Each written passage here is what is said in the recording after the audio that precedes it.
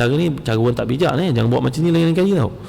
Ya, macam ni orang tak pernah buat. Kalau orang tengok macam ni, orang pandang kau hina nanti. Jangan buat macam ni. Ya tuan-tuan, nombor 3, kita nak jadikan anak kita ni bijak, kena kawankan dia dengan orang yang bijak. Kawankan dia dengan orang yang bijak. Kerana Nabi SAW bersabda, Al-mar'u ala dini khalilihi falyanzur ahadukum ila man yukhalil. Kamu nak jadi orang baik, kawan dengan orang baik. Kalau nak suruh anak jadi ustaz, jadi ustazah, datang ke majlis ilmu, bawa dia, dengarkan dia majlis ilmu tu. Jangan duduk rumah tengok Maharaja lawak.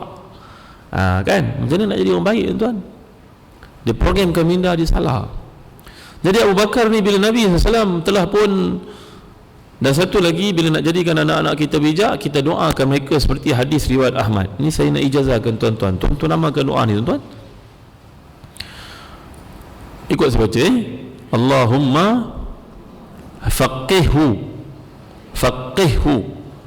fid din wa 'allimhu al-hikmah. Allahumma faqihhu fid din wa 'allimhu al-hikmah. Allahumma faqihhu fid din wa 'allimhu al-hikmah. Nanti saya tulis kat situ, ada whiteboard kan? Saya tulis. Nanti ambil gambar, hafal. Ini kalau lelaki. Kalau perempuan kita tukar, Allahumma faqihha fid din wa 'allimha al-hikmah. Hu tukar jadi ha. Berarti ya Allah, jadikan budak ini memahami Quran dan juga hadis, dan ajar kepadanya kebijaksanaan, beri kepadanya kebijaksanaan. Doa ini dibacakan Nabi kepada beberapa orang anak sahabat, antaranya Abdullah bin Abbas, sehingga Abdullah bin Abbas ini menjadi seorang jago ilmu yang tidak ada tolok bandingnya, seorang yang sangat bijak, seorang yang sangat luar biasa kefahamannya. Abdullah bin Abbas radhiyallahu anhu warḍahu. Baik, bila Nabi berkata pada Abu Bakar, jangan pergi dulu, biar orang lain pergi, nanti Allah beri pada engkau seorang sahabat. Abu Bakar leka-leka tangkap, faham, ini Nabi nak aku jadi sahabatnya, jadi temannya, dan ini perintah daripada Allah. Kerana urusan hijrah bukan urusan manusia, ia urusan Allah SWT. Satu tengah hari yang panas, Nabi pergi ke rumah. Masa tu Abu Bakar dengan anak-anaknya ada, termasuk Aisyah, isteri Nabi SAW. Maka Nabi berkata kepada Abu Bakar, akhrijuhum, keluarkan mereka dari tempat ini. Abu Bakar berkata, innamahum ahluk. Wahai Nabi Allah, ini orang yang Nabi suruh keluar ni adalah isteri Nabi sendiri, iaitu Aisyah, dengan kakak ipar Nabi, iaitu Asma. Terima kasih, jazakallah khairan. Ya. Maka kata Abu Bakar, wahai Nabi, Nabi suruh keluarkan keluarga saya ni termasuk isteri Nabi sendiri, ni Aisyah. Nabi berkahwin dengan Aisyah usianya 8 tahun, bersama dengan Aisyah pada usianya 9 tahun masa di Madinah. Maka Abu Bakar bertanya, Nabi ini keluarga Nabi termasuk Aisyah, kakak ipar Nabi Asma.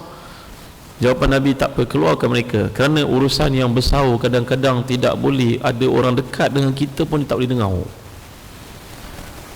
Ada perkara yang kita kena buat, kita tak boleh beritahu kat orang, dan orang yang tak tahu jangan terasa hati pula, sebab anggaplah tak penting bagi dia untuk tahu.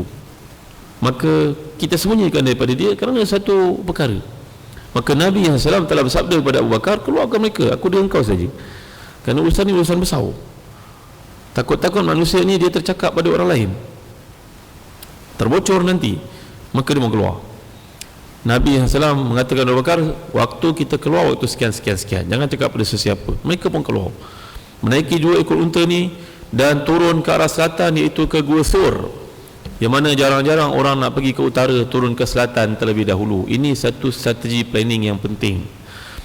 Maka bila Nabi SAW berada kat situ, datanglah anak-anak Abu Bakar untuk mengupdatekan perkembangan.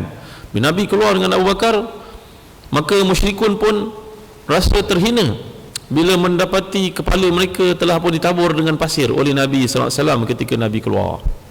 Waja'alna min baini aydihim saddan wa min khalfihim saddan fa'aghshaynahum fahum la yubsirun. Kami jadikan antara mata mereka, muka mereka semuanya saddan, dinding. Maka mereka pun berjaga, mereka tertidur, dikejut oleh syaitan yang datang. Hai sekalian orang-orang muda, panglima-panglima, kamu ni semua bodoh, kamu tertidur, Muhammad sudah keluar. Mereka pun merasa terkejut, mereka pun mengatakan, ya, di atas kepala ada pasir. Mereka tendang pintu rumah Muhammad sallallahu alaihi wasallam, dilihat ada sekujur tubuh sedang baring di bawah selimut. Mereka mengatakan, lapang hati, lega, ingatkan Muhammad. Itu rupa-rupanya Sayyidina Ali karramallahu wajhah. Dilucutkannya selimut itu, terpacul muka Sayyidina Ali karramallahu wajhah yang sedang tidur. Maka ditanyanya pada Ali, mana pergi Muhammad?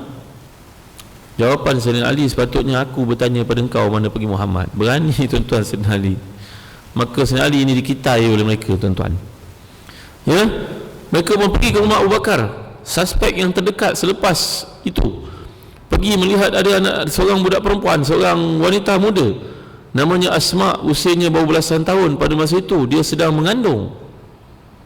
Asma binti Abu Bakar ini sedang mengandung. Suaminya telah berhijrah. Suaminya bernama Zubair bin Awam, juga sahabat Nabi yang terbilang 10 ahli syurga yang paling awal masuk syurga. Ditanyanya pada wanita ini, wanita muda ini, mana bapa engkau dan Muhammad? Jawapan Asma, aku tidak tahu. Maka dilempangnya wanita muda ni sampai tercabut anting-anting. Itulah perbuatan yang paling keji dilakukan oleh Abu Jahal terhadap anak Abu Bakar radhiyallahu anhu. Maka Nabi dengan Abu Bakar sedang bersembunyi dalam gua. Dalam gua itu pula diceritakan dalam hadis bahawa binatang-binatang ini telah digunakan oleh Allah SWT untuk menutup rahsia gua tersebut, iaitu burung merpati dengan laba-laba. Datang musyrikun melihat burung merpati, ada burung merpati kat sini bertelur, takkanlah ada orang dalamnya. Tak masuk akal mereka. Rupa-rupanya urusan Allah ni kadang-kadang berlaku, akal pun tak boleh nak tafsirkan, tuan-tuan. Ya, maka mereka pun kata tak ada apa dalam gua ni agaknya. Lalu Abu Bakar yang makin panik dan rusing itu, dia tenangkan Nabi SAW dengan bersabda, ma dhannuka bi ithnaini wallahu thalithuhuma. Wahai Abu Bakar, jangan kau rusing, jangan bimbang, jangan khawatir, kerana kita berada bersama dengan Allah Subhanahu wa taala. Allah menjadi yang ketiga. Ya, selagi kita menjalankan urusan kita dengan jujur, kita berniaga ke, kita suami isteri ke, kita berkawan ke, kita jujur kerana Allah, Allah bersama dengan kita, insya-Allah. Orang berniaga kan, niaga partnership, dalam hadis mengatakan, selagi kita jujur dengan partner kita, tidak ada manipulate, tidak mengambil kesempatan, tidak khianat, maka Allah bersama, keberkatan akan ada. Ada hari susah, ada hari senang, itu adat berniaga. Tapi yakin Allah bersama dengan kita. Tapi kalau seorang mula mengambil kesempatan, membuat klaim palsu, membuat benda-benda yang haram, insya-Allah perniagaan itu akan hancur, kerana Allah sudah tidak bersama dengan mereka lagi. Ya, ini difahami dalam berbagai-bagai konteks. Jadi bila Nabi SAW berkata pada Abu Bakar, tenanglah wahai Abu Bakar, Allah bersama dengan kita, maka Abu Bakar radhiyallahu anhu kembali tenang. Nabi merasa keletihan amat sangat, 3 hari 2 malam dekat situ. Datang anak kepada Abu Bakar namanya Abdullah, berkhidmat untuk beritahu update perkembangan Bani Quraisy dan juga orang Arab sedang buat apa terhadap Nabi, perancangan mereka untuk menangkap Muhammad sallallahu alaihi wasallam hidup atau mati. Dan waktu mereka perlukan makanan, datanglah Asma menghantar makanan kepada Nabi sallallahu alaihi wasallam dalam keadaan dia hamil. Bayangkan, kan? Kalau orang perempuan kita hamil, macam mana? Dah tak boleh nak buat kerja apa pun, terbaring je, nak hamil anak pertama. Betul tak? Lagi banyak excuse. Kalau pergi kerja tak datang dah. Kenapa? Mengandung, wek dia. Kan? Tapi ini Asma berkhidmat untuk Allah SWT dan Rasulnya sallallahu alaihi wasallam. Dalam gua itu, menurut satu riwayat dalam sirah Ibn Hisham, maka Abu Bakar telah dipatuk oleh seekor ulau. Ulau melengkau. Ulau patuk Abu Bakar radhiyallahu an. Abu Bakar tidak bergerak kerana Nabi sedang baring di atas ribanya sallallahu alaihi wasallam. Masya-Allah, begitu intim rapatnya hubungan sampai memungkinkan dia baring atas riba Nabi sallallahu alaihi wasallam. Ada buat tak, tuan-tuan? Pada kawan rapat ada buat tak? Main Tok Imam duduk je, saya nak baring atas riba imam. Kau nak kena pelempang je. Ada orang dengan bini dia pun tak tidur atas riba, rugi orang ni. Isteri nak baring atas riba pun apa ni? Mungkin geleman, pun terbiat ke dia. Sebenarnya itulah rapatnya Nabi dengan Abu Bakar Siddiq radhiyallahu anhu. Maka Abu Bakar bila tak tahan sangat, bisa itu mula terasa pada anggotanya, menangislah beliau sehingga air matanya jatuh pada pipi Nabi dan Nabi tersedau dari tidurnya sallallahu alaihi wasallam. Tersedau. Maka Nabi SAW telah berkata, apa halnya Abu Bakar? Nabi pun telah mengisyaratkan dengan ludahan kepada anggota yang dipatuk itu. Lalu pulihlah Abu Bakar Siddiq radhiyallahu anhu. Tetapi setengah riwayat mengatakan, melanjutkan bahawa bisa yang ada pada Abu Bakar itu berlanjutan sampai menyebabkan kematiannya kemudian itu. Kerana bisa ulau ni tak ditawar dengan betul, tuan-tuan, dia jadi masalah. Ya, ada setengah riwayat mengatakan demikianlah salah satu sebab mengapa Abu Bakar wafat radhiyallahu anhu. Kemudian lepas Nabi SAW, bisa itu lama dalam badannya. Tuan-tuan, maka apabila genap waktu yang telah ditetapkan oleh Allah, mereka pun bergerak menggunakan unta itu balik semula, yang selama ini disembunyikan. Dan dalam pada itu, ketika berulang-aliknya anak-anak Abu Bakar untuk berjumpa dengan ayahanda dan juga Rasulullah SAW ini, Abu Bakar telah mengarahkan penjaga kambing-kambingnya. Abu Bakar ni kaya, ya tuan-tuan, menggunakan kambing-kambingnya yang dibawa oleh Amir bin Fuhairah untuk lalu ke kawasan padang pasir itu bagi mengelakkan kecaman ataupun pengecaman oleh golongan musyrikun terhadap pergerakan yang berlaku di antara rumah dengan gua Saur itu. Ini menunjukkan kepada kita, urusan Islam ini perlu ditadbir dengan hikmah dan juga himmah, tuan-tuan, bijak. Islam tak boleh dicakap-cakap je, kena ada planning, ya, kena ada perancangan. Semua itu menunjukkan kepada kita, Nabi mengajar kita dalam hidup ni mesti ada perancangan. Alangkah senangnya kalau Nabi kuat macam ditunjukkan oleh Sayyidina Umar itu, kamu datang, aku tanya kamu nanti. Nabi kuat, Rasulullah digambarkan. Bahkan Nabi boleh meminta daripada Allah, urusan itu dipermudahkan lagi dengan tampilnya burak, binatang yang menjadi kenderaan rasmi para Nabi ini untuk datang sekali bawa Nabi ke Madinah. Tapi itu semua tidak berlaku. Ulasan para ulama sirah macam Muhammad Al-Ghazali dan juga Al-Buti, ini adalah menunjukkan kepada kita selaku umat Islam mesti dalam hidup ini perlu kepada perancangan. Kita ada perancangan tak, tuan-tuan? Cuba fikir sekejap, renung sekejap, muhasabah diri sekejap, ada tak agak? Selama kita merdeka, ini bukan resis tau, ini berfikir. Selama kita merdeka 60 tahun lebih kurang, sentiasa perumahan yang ada ditadbir oleh orang bukan Islam, betul tak? Kecuali baru-baru ni beralih ke tangan orang Islam. Pernah fikir tak? Agak-agak lah pernah fikir. Perumahan-perumahan yang besar dibuat dalam Kuala Lumpur ini, nanti bila kita beli rumah, oh ni dah habis, ni corner ni tak, dah ada orang, dia cakap, betul tak? Salesman semua orang dia. Ni bukan resis tau, dengar baik jangan salah faham Bila kita nak beli rumah, oh ni dah habis, ini corner dia orang punya, ni awak boleh duduk sini. Kita orang Islam akhirnya bila dah masuk baru kita perasan kita duduk terasing satu sama lain, betul tak? Keliling rumah kita anjing-anjing yang besar menyalak pagi petang siang malam, seolah nak menghalau kita keluar, betul tak? Betul ke tak betul? Mereka ada perancangan, tuan-tuan. Nanti bila tiba musim perayaan mereka, dibomnya macam bom jatuh dekat Afghanistan kat mana, mercunnya. Benda ni boleh disaksikan. Kat Singapura pun tak ada macam ni, tuan-tuan, tapi kat negara kita ada. Maka kita bangkit pagi-pagi nanti, kita akan lihat timbunan abu mercun, barulah kita sedar, malam tadi patutlah aku tak tidur, anak suruh menangis, kuatnya bom meletup. Betul, tuan-tuan? Seolah-olah nak menghalau kita keluar. Sekarang di salah satu tempat, saya tak pastilah, di Pening kabarnya azan pun tak boleh keluar masjid. Betul? Betul? Tak betul? Cek sendirilah. Saya bawa balik Pening 2-3 hari lepas.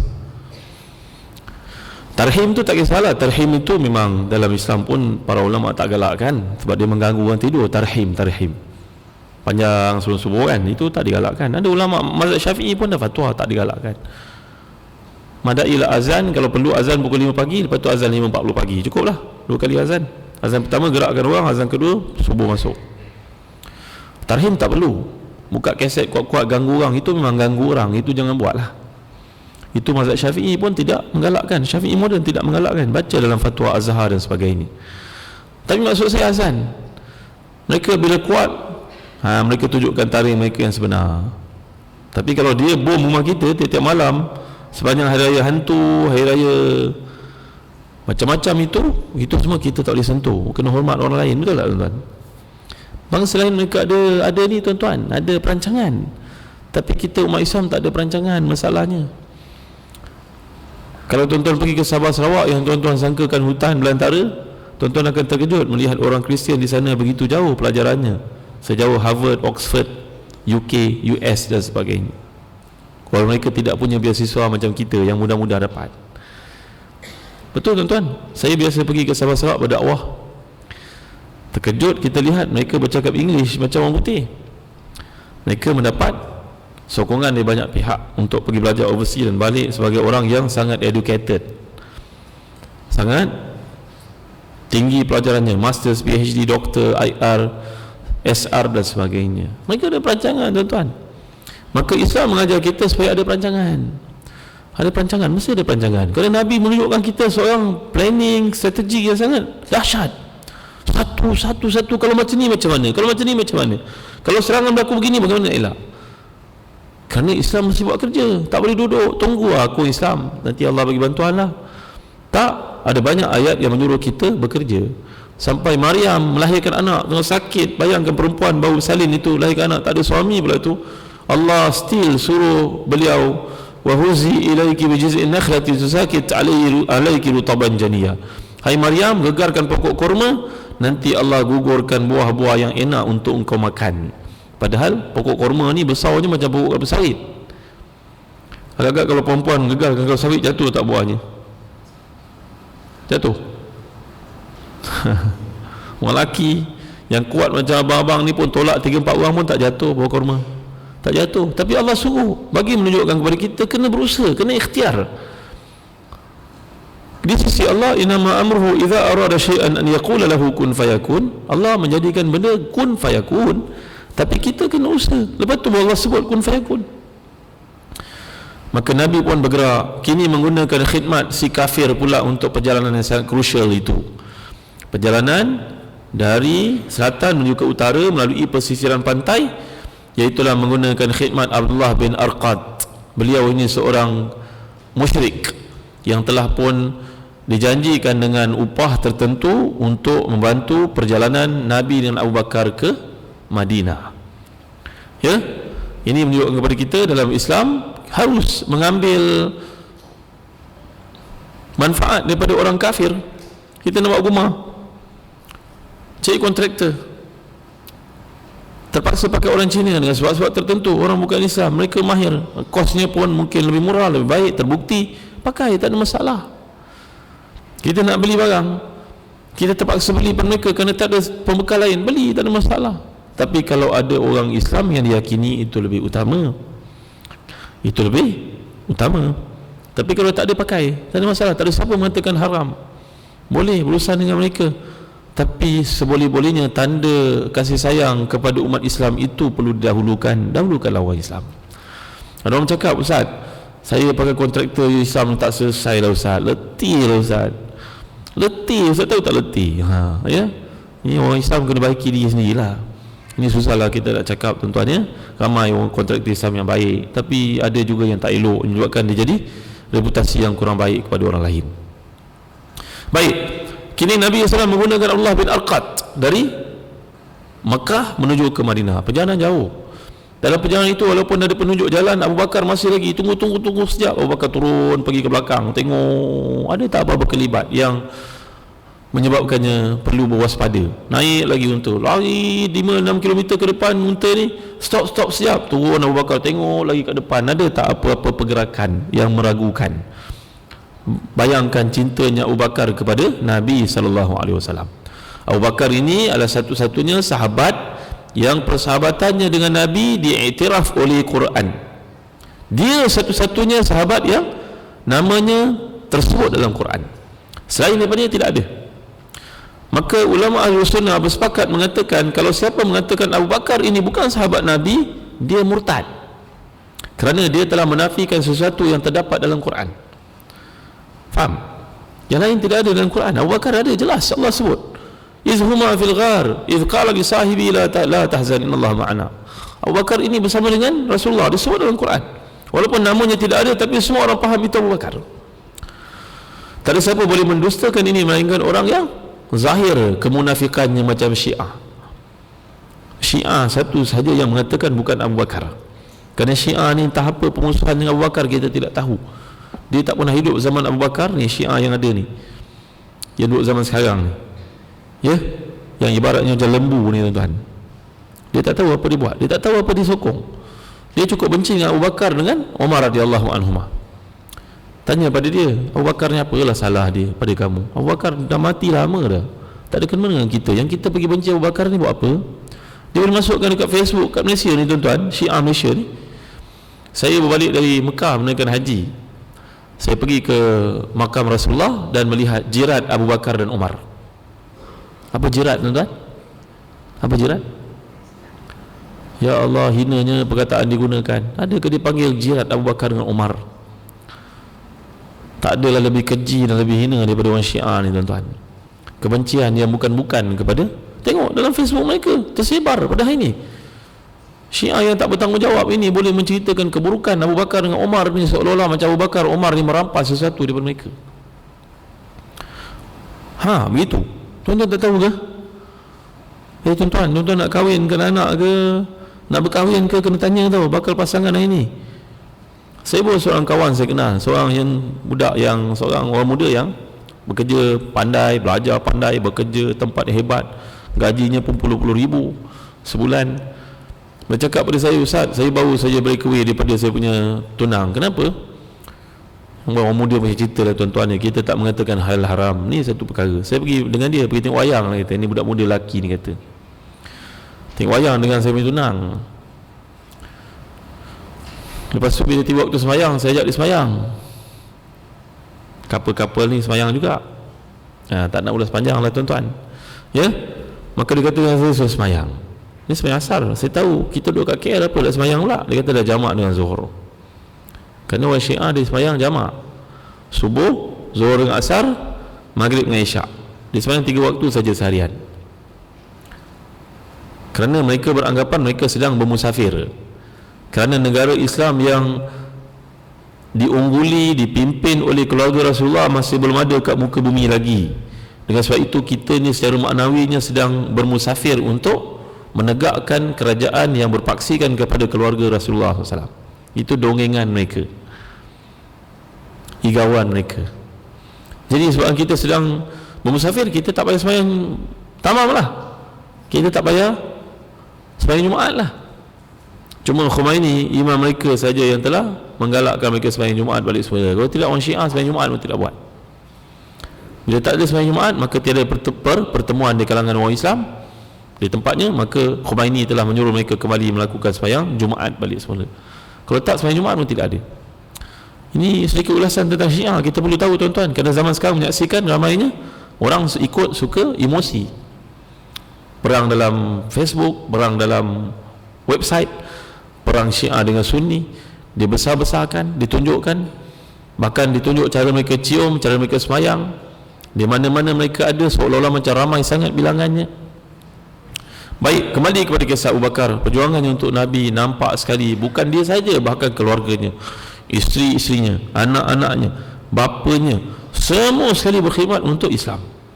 Sampai dinyatakan oleh firman Allah dalam ayat ke-16 surah Al-Ahqaf, Rabbi auzi'ni an ashkura ni'mataka allati an'amta alayya wa ala walidayya wa an a'mala salihan tardah wa aslih li fi dhurriyyati inni tubtu ilaika wa inni minal muslimin. Abu Bakar ini dipuji oleh Allah lagi dalam surah Al-Ahqaf, kerana dengan sebab Islamnya itu dia telah memujuk sekalian orang kelilingnya juga untuk ikut Islam. Ini kelebihan Abu Bakar As-Siddiq radhiyallahu anhu. Maka Abu Bakar As-Siddiq ini bersama dengan Nabi jalan sampailah menuju ke satu tempat, tiba-tiba dikejau. Berbangga dengan kemelakaan tuan-tuan. Tuan-tuan bangga dengan bahasa Terengganu, bahasa Kedah tuan-tuan. Saya bangga dengan kemelakaan saya tuan. Ya. Maka dikejaulah oleh Suraqah, seorang yang belum masuk Islam pada masa itu. Suraqah ini mempunyai kuda yang dijaga baik. Dia kata, aku akan kejau Muhammad dan mendapat pampasan yang dijanjikan itu bagi siapa yang menangkap Muhammad sallallahu alaihi wasallam. Kejau tuan, sampai kat dekat dengan Nabi, kudanya terperosok jatuh ke dalam pasir. Dia bangkit naik balik semula. Kejau lagi, kudanya terperosok lagi jatuh dalam pasir. Untuk kali yang berikutnya, ketiga kalinya, maka Nabi SAW beri amaran kepadanya, wahai Suraqah, tak payahlah kau buat kerja ni, kau baliklah. nanti aku janjikan untuk kamu mendapat gelang yang diberikan kepadamu dari gelang Maharaja Parsi yang sangat mahal,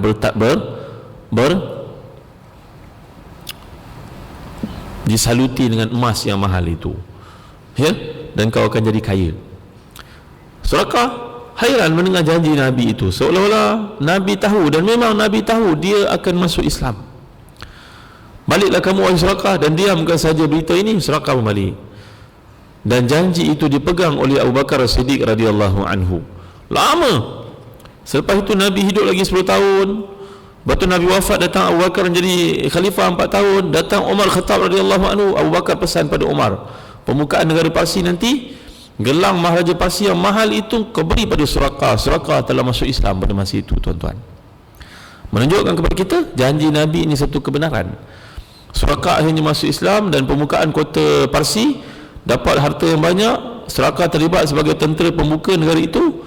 Umar mengatakan gelang yang paling besar itu milik Suraqah, bagi kepadanya. Nabi janji bagi kepadanya. Ya, Suraqah pun pulang, dan dia tahu bahawa pemergian Nabi ini, penghijrahan Nabi ini urusan Allah. Hatinya terdetik untuk ikut Islam. Kemudiannya dia masuk Islam. Nabi meneruskan perjalanan, sampailah ke satu tempat, melihat satu orang perempuan bersama kambing-kambingnya yang kurus, kerana zaman kemarau menyebabkan kambing-kambing tidak ada susu.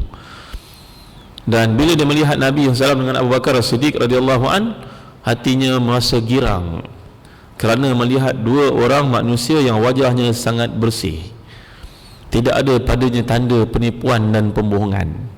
Rupa-rupanya orang ni, tuan-tuan, kalau dia betul, wajahnya akan bersih, wajahnya nampak kebaikan. Melihat wajahnya menjadi tenang, macam Tok Guru kan, tuan-tuan, ibu-ibu tengok tak Tok Guru? Saya dulu kat Melaka masa saya kecil-kecil, ada seorang Tok Guru meninggal dunia, tuan-tuan. Tuan Guru Haji Abdul Wahid yang belajar di Mekah 40 tahun. Dia ni seorang ulama besar orang Melaka. Kecil-kecil saya pergi, tuan-tuan, bayar anak tuan-tuan ni 8 tahun, 7 tahun saya pergi belajar dengan dia. Alim, wajahnya bersih je. Kalau orang datang jumpa dia minta apa-apa hajat, tak pernah ditolak, walaupun hajat itu sangatlah berat. Contohnya, orang rumahnya terbakar kat Melaka, rumahnya terbakar, mereka tak pergi jumpa dengan YB nanti lambatlah prosesnya, ada meeting, ada sitting dulu, approve berapa dulu, kan? Biasalah itu kerja mereka lah. Janganlah dipandang hina, tidak, dia ada proses, kan? Maka menyebabkan orang rumahnya terbakar, pergi jumpa dengan Muallim Haji Abdul Wahid. Tuan Guru, tolonglah rumah terbakar. Apa kau perlukan buat rumah baru? 10,000 cukuplah, nelayan, tuan-tuan. Rumahnya daripada atap nipah dan sebagainya. 10,000. Nanti minggu depan kau datang, dan tiap-tiap waktu kau datang kat suruh aku ni. Kau kalau duit tu dah terkumpul, aku bagi kau. Dia tak pernah minta orang, tuan-tuan, tak ada.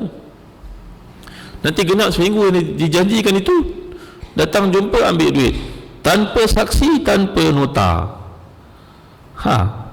Saya kan ambil 10,000. 10,000 dulu, tahun 30 tahun dulu macam 100,000 sekarang tau. 10,000 tu macam 100,000.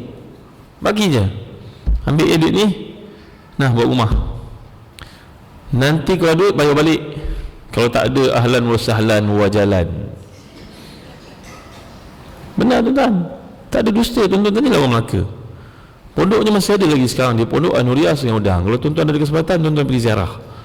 Sekarang anaknya meneruskan perjuangan itu, Ustaz Jalaluddin Haji Abdul Wahid. Tuan-tuan ada zakat ke, ada apa kan? Ada wang lebihan, almarhum ayah ibu tinggalkan, mungkin nak didermakan, tuan-tuan pergi tempat ni, antara tempat yang baik. Bangunan mereka pun nak roboh, tuan. Itu masuk dalam metro kan. Bangunan bahagian sekolah budak perempuan pun perlukan diperbaiki. Saya dah bagi tahu pada banyak tempat, alhamdulillah ramai orang Islam pergi derma. Tuan-tuan nak pergi derma, tuan-tuan pergi cari dekat online, namanya Madrasah Nuriah Sungai Udang. Saya tak ingat nombor telefonnya berapa, tak ingat nombor akaun banknya berapa. Tuan-tuan boleh cari, sekarang zaman teknologi maklumat senang cari. Ya, ibu-ibu, ni emas banyak kat tangan ni, keluar zakat tau. Keluar zakat. Kira ni gelang ni suami beli dulu 8,000, sekarang dah depreciate sikit 7,800 kan. Campur dengan anting-anting, campur semua, tengok-tengok 50,000 tau. RM5,000 berapa tu zakat dia? Kira tau. Jangan tak kira. Sebab kalau abang mati, duit emas tu bukan dia punya, awak punya. Kena kira, jangan main hak Allah. Carilah pusat-pusat ilmu macam ni bagi zakat. Kerana saya kenal pengasasnya dulu, seorang wali Allah yang sangat hebat, seorang wali Allah yang sangat bersih wajahnya, seorang wali Allah yang tak pernah menghampakan permintaan orang. Saya kecil-kecil tuan-tuan, bila bulan puasa petang-petang kita pergi dengar kuliah dia, tiap-tiap orang tu akan dapat pisang seorang, standar taklah sesikat. Pisang yang kelas-kelas bukan pisang murah. Kadang-kadang dapat beras wangi 5 kilo. Walhal kami penduduk setempat tak pernah pun nampak lori trailer masuk hantar beras kat situ. Kat mana kalau lori masuk ni memang weird lah tuan, jaranglah berlaku. Ganjil tau. Mana lori masuk dalam kampung tuan? Zaman tu, zaman susah 30 tahun lalu. Tapi kita pun heran, setiap orang yang datang tu dapat beras seorang 5 kilo, beras wangi. Ada seorang jiran saya, dia keluarganya kaya, anak-anaknya pandai-pandai. Ini berlaku betul-betul tuan-tuan. Anaknya bijak, semua orang ada PhD, bijak, pandai banyak. Kerana terima beras itu dia sombong. Dia kata tak apalah mu'alim, orang lain bagi orang lain lah, bagi orang lain lah. Nak tunjuk dia kaya. Sekali jiran beritahu pada dia, engkau Mat, ambil lah Mat, tuan guru bagi, kau ambil lah. Bukan dia nak bagi orang miskin, dia bagi pada anak-anak murid dia. Maka dia pun ambil. Dia malu kan dia ambil. Tadi nak menunjuk dia kaya. Dia balik rumah tuan-tuan, dia masak malam itu, beras yang dia dapat busuk. Kerana hati bongkak tadi kan. Orang lain keliling semua tanya, dia tanya, cikgu, beras cikgu okey? Okey. Mak Kia punya beras okey. Ya, busu punya beras okey. Mak Ngah okey. Dia seorang busuk, berasnya busuk tuan. Kerana hatinya tidak baik, hati nak menunjuk. Ini betul-betul berlaku dan dia buka aibnya isi balik semula. Aku seorang yang dapat beras busuk sebab hati aku busuk. Tahu pun kau. Tuan-tuan, ini wali Allah tuan. Saya ingat saya kecil-kecil saya pergi tengok dia berceramah. Saya tidak faham apa dia cerita ni, tak faham tasawuf, hikam. Saya tak faham apa dia cerita ni. Tapi saya cerita pada tuan-tuan, terang saya cakap, saya pergi ke Jordan belajar 20 tahun kemudian, saya teringat balik apa yang dia ajar tuan-tuan. Baru saya teringat, benda ni pernah belajar lah bila dan saya boleh menerangkan kepada orang lain lebih baik daripada orang lain. Keberkatan belajar masa kecil. Saya bukan nak sombong tuan, faham saya cerita saya belajar dengan orang alim ini masa kecil-kecil. Saya duduk tak faham, bapak saya pesan pada saya, engkau duduk sini, engkau jangan bergerak, engkau duduk sini, dengar baik. Takut tuan-tuan bapak. Pernah satu ketika datang kumbang taman hutan keliling tu tuan-tuan, datang menyengat saya punya bisanya Allah saya yang tahu. Tapi saya takut nak bergerak, bapak saya yang bergerak, engkau duduk sini. Menjelang waktu isyak, gigitan bisa kumbang dah hilang tuan. Tapi ya Allah, hebatnya orang ini, memang hebat. Dia meninggal dunia pun pada masa itu tahun 88 dia meninggal dunia. Maka yang datang itu lautan manusia tuan-tuan. Padahal zaman itu belum ada WhatsApp, telefon dalam kampung pun cuma ada satu saja kat rumah tok ketua kampung. Tapi sekalian kedutaan Libya, Iraq, Saudi semua datang. Orang Arab kita tak pernah tengok pun datang pada masa itu. Kita pun tak tahu macam mana cepat tersebarnya berita kematian beliau. Lautan manusia yang saya tak pernah tengok macam tu punya ramai. Sampai ayah saya pegang tangan saya, tuan-tuan, pegang, nanti abah tak jumpa engkau, kau hilang nanti. Ya Allah tuan-tuan, hebatnya orang ini, bersihnya wajahnya. Ya, saya teringat kepada kisah seorang ulama besar mazhab Syafi'i, namanya Abu Ishaq Asy-Syirazi rahmatullah alaihi. Beliau ni seorang tunggak mazhab Syafi'i. Datang Imam Nawawi kemudian selepas itu kira-kira 500 tahun, selepasnya 400 tahun, menulis bukunya itu yang namanya Al-Muhazzab, kembangkan jadi satu buku besar mazhab Syafi'i namanya Majmu'. Asal buku itu namanya Muhazzab, Fiqh Syafi'i. Imam Abu Ishaq Syirazi ini seorang yang handsome, putih kulitnya, tinggi, dia orang Parsi ya. Parsi dulu Islam, bukan macam sekarang. Parsi sekarang Syiah.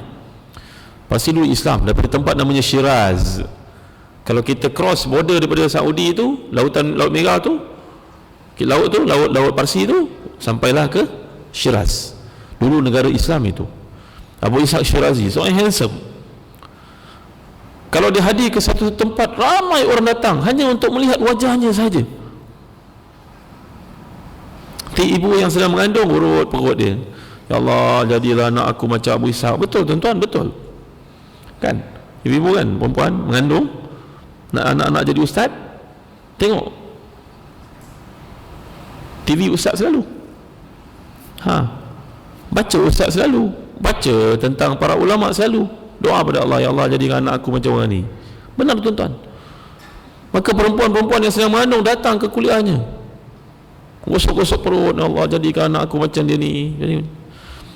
Dan kalau orang susah hati datang melihat wajahnya, hilang kesusahan hati itu tuan-tuan, keserabutan itu semua hilang, kata Imam Zahabi. Ini Abu Ishaq Shirazi namanya, seorang warak lagi saleh. Bahkan dia tampil ke majlis-majlis ilmu, lautan manusia datang menyambutnya, walaupun orang itu orang Majusi, Kristian dan juga Yahudi. Sehingga padri-padri besar pun datang menyambutnya. Kalau tak dapat berjumpa dengannya pun, campakkan tongkatnya dari jauh. Tu Imam Shirazi kat situ, nak dekat tak boleh, ramai sangat orang memeluknya. Balingkan tongkatnya kepada beliau. Tongkat ni, Kristian ni, Imam Shirazi pegang tongkat ni, urut tongkat ni, tinggalkan balik. Dia pun datang ambil, ni Shirazi dah pegang. Membuat roti, tak boleh dekatkan kita ramai orang. Roti yang sedang diuli itu dibalingnya kepada Imam Shirazi. Imam Shirazi pegang roti.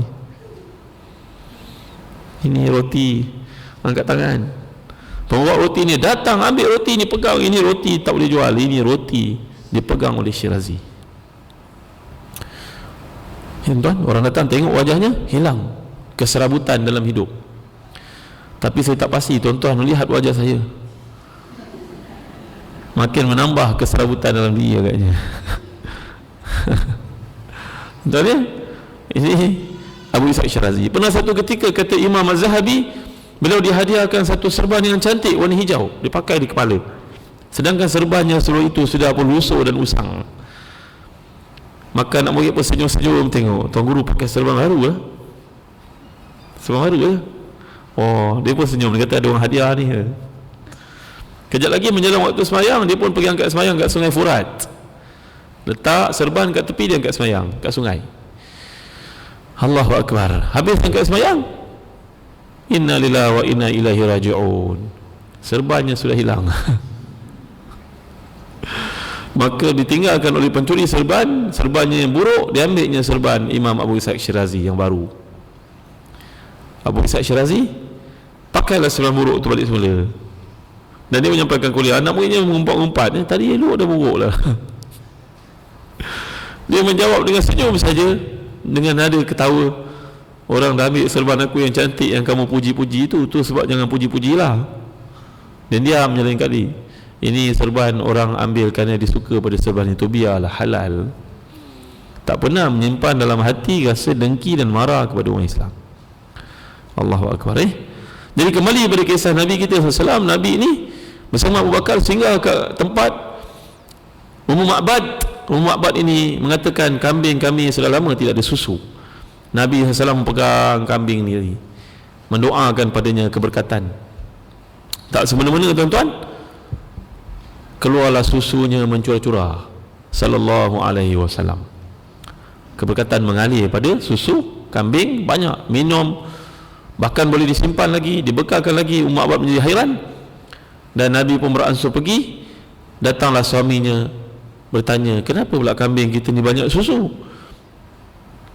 Jawapan Ummu Ma'bad kepada suaminya, datang tadi dua orang lelaki yang wajahnya sangat baik, tidak ada tanda penipu pada wajahnya, mendoakan untuk kambing kita. Kambing kita sudah menambah susunya, keluar tak berhenti-henti.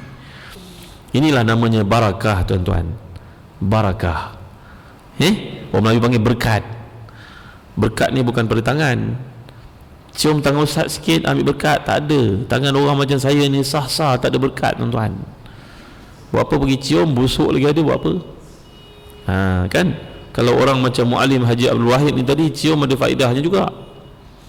Ya, anak muda jangan cium tangan ustaz, tak ada faedah. Ustaz lebih tahu tentang diri ustaz sendiri. Keberkatan ini milik Allah. Allah beri kepada orang tertentu, orang-orang saleh, macam yang saya ceritakan tadi, itu orang punya berkat. Tempatnya pun penuh berkat, keretanya pun berkat. Kalau saya cerita lebih lanjut, keretanya lebih menakjubkan tuan-tuan. Kereta Muallim Haji Abdul Wahid ini sepanjang hidupnya dia tak pernah beli orang hadiah. Bukan kereta baru, kereta lama lah, Volvo yang lama, Ford Ford apa? Ford lama tu apa nama dia? Escort, bukan, sebelum Escort apa? Container apa? Ford apa? Bukan container lori apa? Ada kan kawan-kawan tahu nama Ford lama kan? Adalah Ford lama, saya pun tak ingat namanya apa. Yang pentingnya naik kereta dia ni, kabarnya anak-anak murid yang membawa mengatakan tak pernah isi minyak. Saya tahulah, saya bawa kereta ni tak pernah isi minyak. Tak pernah isi minyak. Bayangkan, dia tak bagi buka tempat minyak tu, dia tak bagi. Anak murid pun hairan, kenapa apa minyak ni isi saya yang bawa kereta untuk dia. Sekali tu kami bawa kereta, kami mengantuk sangat, tukar orang kedua mengantuk, jalan jauh ke Karak, zaman tu tak ada highway. Dia pergi berceramah, lama dia kata, engkau ni semua mengantuk, mari aku bawa dia. Kami ingat dia boleh bawa, rupanya dia bawa, dia tidur, kepala rapat ke tempat duduk tak ada tinggi belakang, tak ada headrest tu, tidur. Kami tidur pula tak jadi tengok dia. Kereta berjalan. Dan seorang lagi beritahu, seorang ni jadi Pak Lebay sekarang, jadi seorang guru di Melaka, jadi guru agama di Melaka. Dia beritahu pada saya ni riwayat yang sahih. Ustaz Zahran, saya dulu pernah jadi driver dia, dan kami mengalami sendiri, demi Allah Ustaz Zahran, kami melihat dia mengisi air dalam tangki keretanya, air minum letak dalam tangki keretanya. Saya lihat dengan kepala saya sendiri, mata kepala saya sendiri. Lepas tu dia cakap pada saya, kau nampak kau diam dia cakap dengan orang. Saya tengok memang betul air letak dalam minyak keretanya, dan kereta itu berjalan. Hari matinya kereta itu nak dimaintain oleh anak-anaknya yang ramai itu, nak diservis. Alangkah terkejutnya sekalian mekanik melihat kereta itu sudah tidak punya minyak dalam enjin, tapi dia berjalan macam mana kita tidak tahu, dan minyak hitamnya pun sudah kering. Kita heran macam mana pistonnya boleh bergerak. Banyaklah keajaiban yang berlaku kerana orang kalau ingat Allah dan ada hubungan baik dengan Allah, Allah jadikan semua benda itu berkhidmat untuknya. Tapi kita ni sudah mungkir janji dengan Allah. Kita mungkir janji dengan Allah.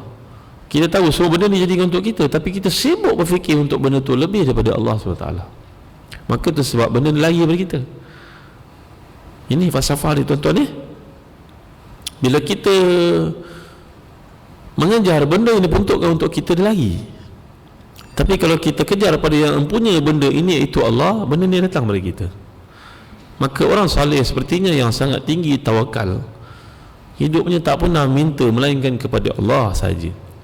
Kabarnya Ketua Menteri Melaka pergi buat perasmian di sekolah dekat dengan rumahnya di Batu Sungai Udang, Tangga Batu.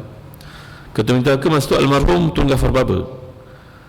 Tun Ghaffar Baba ni pergi rasmikan, dia datang ziarah, dia bagi duit RM50 pada Ketua Menteri Melaka. RM50 dia bagi. Terkejut semua orang tuan-tuan. Dia pula bagi Ketua Menteri duit. Allahu Akbar, Masya Allah, Tabaraka wa Ta'ala tuan-tuan. Inilah dia karamah yang Allah berikan kepada orang tertentu yang punya berkat dalam hidup. Nabi kita adalah punca segala keberkatan yang bersumberkan daripada Allah SWT. Maka Nabi SAW membawa keberkatan situ. Nabi pun teruskan perjalanan pergi ke Quba. Quba adalah tempat yang sangat subur, pokok kurmanya banyak, dan penduduknya sangat meraihkan Nabi. Maka Nabi pun telah bersama-sama mereka membangunkan masjid yang pertama yang disebut oleh Allah dalam surah Taubah, la masjidun ussisa 'ala taqwa min awwal yawmin ahaqqu an taquma fi. Sungguhnya masjid yang dibangun ke atas takwa itu lebih besar nilainya di sisi Allah, lebih tinggi darjatnya, kerana Allah sayang kepada yang membangunkannya. Mereka itu sangat suka menyucikan diri. Walaupun penduduk Quba ini kerja mereka petani, mereka masuk ke masjid untuk sembahyang, bajunya kotor bolor, debu, lumpur, Tetapi itu semua tidak menjadi penghalang untuk diterima ibadahnya di sisi Allah SWT. Kita dalam hidup ni jangan kisah sangat pada yang kotor. Kotor hati tu kena bersihkan. Kotor pakaian ni tak apalah, lebih kurang lah. Orang perempuan ni, ibu-ibu kakak, sesedari, jangan duk sibuk sangat penampilan di luar ni. Tudung mesti warna ni, baju mesti ngam macam ni, handbag pula kena sama pula, kan, mesti match semua. Dia perasan orang tengok dia. Kan isi-isi kita punya cerita ni kan. Muda ada style dia, yang senior pun ada style dia, anak-anak pun ada style dia. Dia risau kalau pakai lain itu orang tengok. Kalau boleh dengan suami dia semua dia nak sama. Allahu Akbar. Ini tak apalah, tapi jangan over lah. Ingatlah yang Allah tengok tu kat hati. Kan Allah tengok tu kat hati. Saya tanya pada seorang balik haji, Puan dah pergi haji, alhamdulillah, syukur pada Allah ya, pergi umrah. Balik apa niat? Dia jawab, saya akan ubah penampilan diri saya. Betul lah, memang betul lah, tapi itu part of ibadah. Main course dia adalah hati tu, kesungguhan beribadah tu, keikhlasan tu. Apa gunanya kalau kita pakai jubah, minta maaf kalau perempuan ni, jubah tudung kecil dia, lepas tu jubah dia pakai ketat lagi. Dia kata balik ni nak pakai jubah ustaz, penampilan diri. Apa guna jubah kalau pakai tudung kenit kat atas? Betul tak? Sampai jalan pun orang tengok berlekut-lekut sana sini, seronok dia rasa. Ini derhaka pada Allah tau. Jangan main, ini derhaka pada Allah namanya. Menyusahkan orang lelaki yang sah kelakiannya. Betul tak Najin? Dia tegur kerana Allah, tegur kerana sayang. Banyak orang buat ini luar mesti nampak. Kan saya dipesan oleh seorang tokoh agama yang hebat. Dia cakap pada saya, Zazan, entah tak penting penampilan diri ni Zazan. Orang mungkin nak tengok baju entah, orang tengok ilmu entah. Saya pegang kata-kata ni tuan-tuan. Saya akan pegang sampai saya mati. Nasihat seorang abang yang merupakan pakcik, guru, mentor. Penampilan luar ni tak penting. Yang penting adalah hati. Saya ada guru kat Jordan tuan-tuan, tuan guru saya, bajunya kotor saya tengok dia mengajar, tak pernah gosok. Tuan Syekh ini, tapi yang alim, Masya Allah, dia bercakap kita boleh mengalir mata, masuk dalam hati. Benda dia cakap benda biasa je. Tapi kadang-kadang kita tengok manusia dengan penampilannya yang colourful macam tu, memukau orang, katanya masuk sini, keluar kat sini tuan-tuan. Tak ada manfaat tuan-tuan. Kita boleh bergelak ketawa, bersenda gurau, tapi tak ada apa pun yang kita timba akhirnya tuan-tuan. Sedangkan ilmu Allah ni patut menyebabkan dalam diri rasa takut pada Allah, rasa bersungguh-sungguh nak ibadah selepas ini. Rasa kematian tu mengintip dan juga memburu kita sampai kita rasa bimbang, bukan kepalang kan. Sepatutnya itu ilmu. Bila Nabi melihat para sahabat sedang ketawa, Nabi tegur, alam ya'nil ladzina amanu an takhsha'a qulubuhum li zikrillah. Bila tibanya waktu orang dengar kalamullah ni dia menangis. Para sahabat dengar itu tersentak mereka. Memang tak sewajarnya dengar ilmu agama ni boleh ketawa berlebihan. Tahu sikit tak apa, adatlah macam garam. Apa jadi kalau garam ditumpahkan dalam sup tuan-tuan? Rosak tuan-tuan. Tapi nak buat macam mana? Inilah masyarakat yang kita lihat pada hari ini. Bagusnya ceramah tu, bagus kenapa? Banyak ketawa. Banyak ketawa pula jadi dia punya fokus tuan-tuan. Patutnya dengar ilmu agama ni menyebabkan kita makin membuahkan iman, kesungguhan untuk beribadah pada Allah. Ya? Jadi bila sahabat-sahabat dipuji oleh Allah SWT, la masjidun usisa ala taqwa min awal yawmin ahaqqu an taquma fihi rijalun yuhibbuna an yatatahharu wallahu yuhibbul mutahhirin. Di Masjid Quba ini ada orang yang sangatlah cinta walaupun bajunya busuk. Ada kalangan munafiqun yang mengatakan kepada Nabi, wahai Nabi, dalam masjid ni ramai orang busuk lah Nabi, busuk baunya. Ialah mereka orang Arab tak punya air untuk istinja dengan betul, jadi mereka pakai batu. Dalam riwayat yang lain, Ibn Jarir Tabari mengatakan tafsiran kepada ayat ini. Jadi sikit sebanyak kadang-kadang berbau pakaian mereka, penampilan mereka. Mungkin juga mereka petani, pekebun, tanam kurma, kena tanah lumpur jadi busuk badan, peluh yang ada, keringat yang ada, tak nak mandi, tak ada air, sumber air yang proper. Maka munafikun menjadikan alasan untuk tak pergi ke masjid, tak nak bergaul dengan orang-orang yang busuk ini. Lalu Allah menegur. Allah berfirman, mereka ni orang miskin, tak punya banyak kemudahan macam orang kaya nak bersihkan badan. Apakah dengan sebab itu engkau meninggalkan rumah Allah ini? Ya. Maka Nabi SAW kemudiannya selama beberapa hari bangunkan masjid itu. Para sahabat pun melihat Mereka telah pun berkata, Nabi tak payahlah buat, Nabi tunggulah sini, kamilah yang akan buat. Nabi kata tak apa, aku angkat pasir, engkau pun angkat juga. Jangan lupa tuan-tuan ya, unta yang diberikan oleh Abu Bakar kepada Nabi sebelum hijrah ini, Nabi janji untuk bayar balik harganya. Walaupun Abu Bakar mengatakan ia hadiah, tapi Nabi tak ambil kesempatan di atas kedudukan baginda sebagai ketua. Ini satu hal lagi. Betul tuan? Kita ini terbalik. Kalau dia ketua sikit je makan peri. Betul tak? Tengah hari orang panggil makan, peri makan. Betul tak? Baju peri tuan-tuan. Orang kampung kan peri. Free. Betul tuan? Kita tengok orang besar ni bajunya saya berubah. Hari ni lain, besok lain, lusa lain. Pergi program ni dapat lain, lusa pula lain, dan warna lain. Ish, banyaknya baju kau tuan. Orang kaya pemimpin-pemimpin. Jangan terasa pula tuan, ni cerita je. Kan saya pernah juga jadi pegawai kerajaan ni, pegawai kerajaan grade A, dipanggil grade A lah. Ada apa, ada degree. Kita ni semua benda senang, tiap-tiap hari ada jamuan. Betul tuan? Habis meeting jamuan. Betul tak? Mesyuarat kecil-kecilan jamuan lagi. Betul, semua bagi. Saya pensyarah universiti pernah jadi. Dan sebuah universiti, pen ni bukan banyak lagi. Anak murid bagi, kawan-kawan bagi, anak murid datang minta sign borang, pelepasan dan sebagainya, tinggal pen penuh. Boleh buka stationery jual pen. Ni cerita pensyarah ni, taubat daripada Allah. Pen ambil hak orang pulang ni tahu. Betul ni? Nak cerita. Tapi Rasulullah SAW bekerja bersama para sahabat, ambil tanah itu, angkat sama-sama.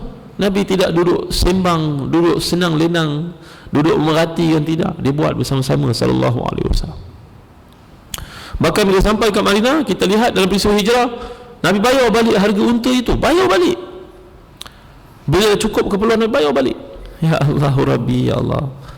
Padahal Abu Bakar bagi percuma, Nabi tidak mahu, dicop sebagai ambil kesempatan sallallahu alaihi wasallam. Kemudian Nabi itu sampai ke Madinah, disambut oleh para sahabat. Tala'al badru alaina min thaniyatil wada' wajaba syukru alaina mada'a lillahi da'. Hujan turun nanti saya nyanyi dalam Islam ni boleh menyanyi, tak ada masalah ya, tapi janganlah menyanyi Melayu sampai merangkap orang, menjadikan syahwat orang naik, orang perempuan ni. Saya pernah tanya pada mantan mufti wilayah Datuk Syekh Mat Hashim Yahya almarhum, Datuk, boleh ke dengar orang perempuan menyanyi? Beliau kata boleh, dalam fatwa Syafi'i boleh, asal saja lagu itu lagu yang tidak mengarut-ngarut, mencerita tentang syahwat, mencerita tentang benda-benda melalaikan, boleh ya. Dan saya bertanya pada masa itu, penyanyi Melayu nyanyi lagu raya ni boleh ke? Tuan Guru almarhum Datuk Syekh menjawab boleh, tak ada masalah, asalkan jangan melalaikan kita, kerana ia adalah satu rasa manusia. Manusia suka pada berhibur, dan bunyi gitar dan sebagainya itu adalah ibarat daripada himpunan bunyi-bunyi alam, bunyi sungai, bunyi burung dihimpunkan, jadilah bunyi piano dan sebagainya ya. Asal saja jangan melalaikan kita di sembahyang dan menyebabkan syahwat kita bangkit, itu jadi haram ya. Mereka menyambut Nabi SAW, merebut unta Nabi untuk dibawa ke rumah agar dapat kemuliaan Nabi sebagai tetamu mereka sallallahu alaihi wasallam. Nabi bersabda, da'ha fa innaha ma'muratun, lepaskan unta ini kerana ia sedang diarah oleh Allah SWT. Maka tiba-tiba unta tu pun berhentilah di depan rumah seorang sahabat, namanya Abu Ayyub Al-Ansari radhiyallahu anhu. Abu Ayyub mendapat kemuliaan itu. Rupa-rupanya Abu Ayyub ini mempunyai kaitan dengan ibu Nabi SAW, ada kaitan darah daging dengan ibu Nabi SAW. Maka Abu Ayyub ini mendapat kemuliaan. Nabi berada di rumahnya selama 7 bulan. Allahu Akbar, 7 bulan duduk rumahnya. Pada peringkat awal, Abu Ayyub memberi tawaran kepada Nabi supaya duduk di bahagian atas rumahnya, tingkat atas. Nabi menolak. Nabi bersabda, aku nak duduk bawah, kerana bawah lebih mudah untuk aku keluar berjumpa dengan orang, pergi ke masjid dan sebagainya. Tapi Abu Ayyub pujuk pun Nabi tetap nak di bawah. Sehingga pada satu malam, nampaknya tempayan di bahagian atas rumah bocor. turunlah airnya. Kelang kabut Abu Ayub dengan isinya mengelap. Akhirnya esok hari Abu Ayub minta kepada Nabi untuk duduk di atas juga, bimbang kejadian yang sama berulang lagi. Dan Abu Ayub juga sangat gembira kerana tiap-tiap kali Nabi makan, dia dengan isinya akan merebut-rebut. Mana kesan jari makan Nabi? Mana daging, bagaimana Nabi makan? Sisa-sisa itu direbut oleh Abu Ayub dengan isinya radhiyallahu anhuma. Abu Ayub merebut dengan isinya sisa-sisa makan Nabi sallallahu alaihi wasallam. Ini menunjukkan kepada kita adanya keberkatan bagi orang-orang saleh. Orang saleh ni orang hafal Quran, imam-imam, para mufti, orang yang alim, yang saleh. Selain daripada saya tak ada tuan ni. Lagi sekali tegaskan, saya tengok tuan-tuan guru pondok bila makan, lepas makan berebut-rebut anak-anak muridnya datang menghabiskan makanannya, minum airnya. Orang ni ada keberkatan betul, sebagaimana yang Abu Ayub lakukan kepada Nabi sallallahu alaihi wasallam. Ya. Di sini saya ulas sikit tentang tahnik. Apa tahnik? Belah mulut, orang Melayu panggil kan. Lahir anak, nanti bawakan kepada tuan guru, tuan hafiz, tuan imam, tuan mufti, minta supaya dirasa sedikit kurma, dikeluarkan, bagi makan dekat baby yang baru lahir ni. Itu nama tahnik. Dengan doa yang saya ajar kepada tuan-tuan tadi, Allahumma faqihhu fid din wa alimhu ta'wil ataupun wa alimhu hikmah. Ada dua versi daripada hadis, ta'wil ataupun hikmah. Kalau kita ni orang yang tidak saleh, janganlah gatal-gatal nak pergi tahnik anak orang. Ini pesan tau. Saya tengok tuan-tuan guru saya kat Jordan, tuan-tuan orang alim serbanyak besar, hafal Quran hadis, jangan ditanya lah, benda-benda semua ditahu. Mereka lah orang yang paling warak. Kalau dia bawa baby untuk ditahnikkan, masing-masing mengatakan orang lain lebih aula daripadanya. Faham?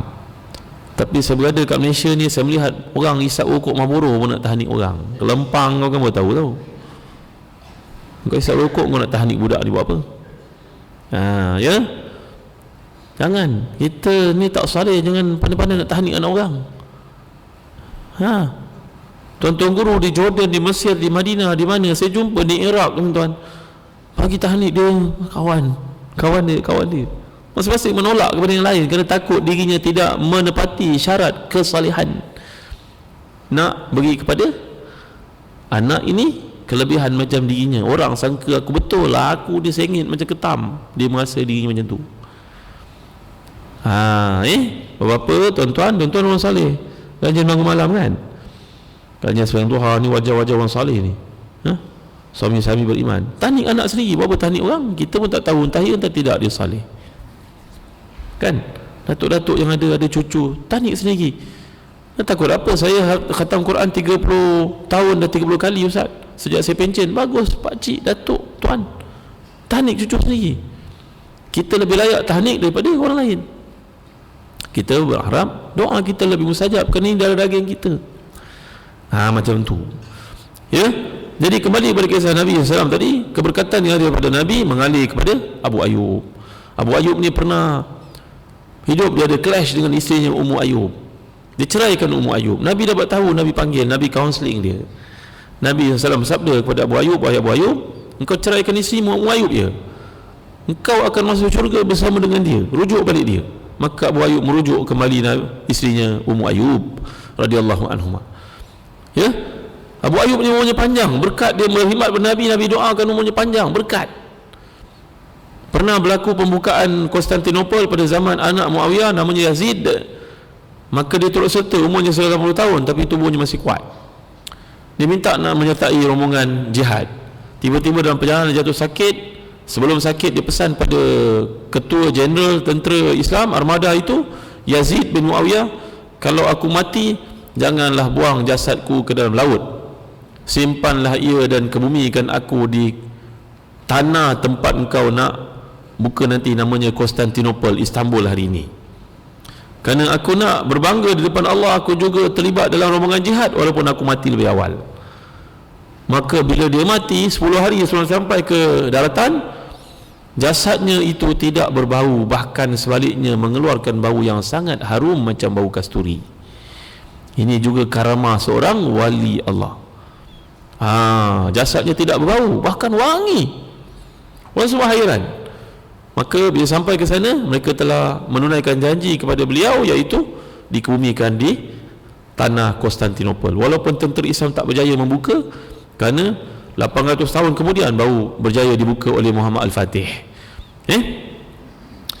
Baik, kembali kepada cerita Nabi SAW telah membangunkan masjid. Tanah yang ditetapkan oleh Allah itu milik anak yatim, maka dibeli oleh para sahabat, antaranya Abu Bakar As-Siddiq radhiyallahu anhu. Bayangkan tuan-tuan, tanah ini berusia lebih 1400 tahun. Tanah ini dibeli oleh Abu Bakar jadi masjid. Berapa banyak pahala yang mengalir kepada Abu Bakar agak-agaknya. Banyak. Kita ni kalau ada peluang berjariah, jangan tangguh-tangguh lah. Tahu jerbu banyak satu masa dulu kan. Anak-anak kita sekolah agama pula tu. Salah ke? Derma ekon satu RM3,000, salah ke? Jangan jadi jariah tu. Kenapa yang berkira-kira sangat tuan-tuan?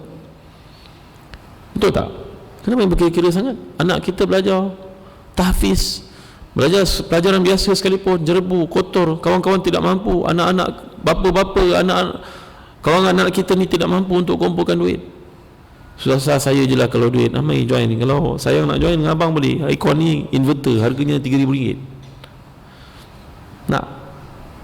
Abang bagi RM1,500, kau bagi RM1,500. Kau banyak ni buat apa dalam bank ni? Kan? Jariah. Fikir untuk baik tuan-tuan. Setiap hari kita fikir, tengok apa yang boleh kita buat untuk Islam.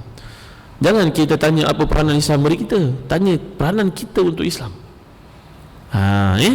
Bapa-bapa, tuan-tuan, perempuan, kita selalu bangga tengok orang Cina kan. Oh, sekolah mereka semua ada aircon. Saya tanya orang Cina, macam mana boleh aircon kat sekolah? Dia kata, nak tahu tak, kami persatuan teksi, dalam sebulan ada satu hari duit teksi semua pergi kat charity. Ada satu sekolah dalam Kuala Lumpur tuan-tuan. Saya cakap pada tuan-tuan tu terang, nanti saya cakap nanti aib. Sekolah ni ada satu rombongan, budak-budak nak ada rombongan. Yalah, anak-anak kadang dia resah belajar, dia nak rombongan ke luar negara, ke tak jauh pun ke Singapura je. Cerita betul ni baru berlaku.